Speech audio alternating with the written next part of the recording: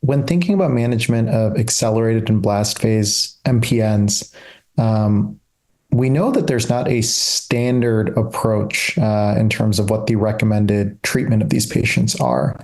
It can very much be guided by the patient's fitness, whether ultimately the goal is to try and get them to an allogeneic stem cell transplant, and what, if any, molecular mutations their disease may have.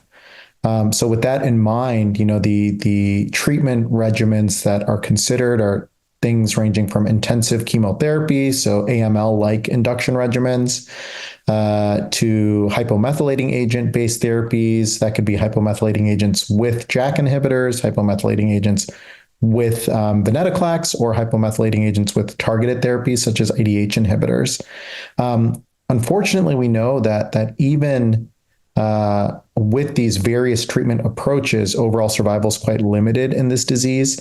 And really the goal is to try and achieve disease control, and then to be able to pursue an allogeneic transplant in patients who are eligible and looking to kind of move forward with potentially getting a transplant as a potential curative approach.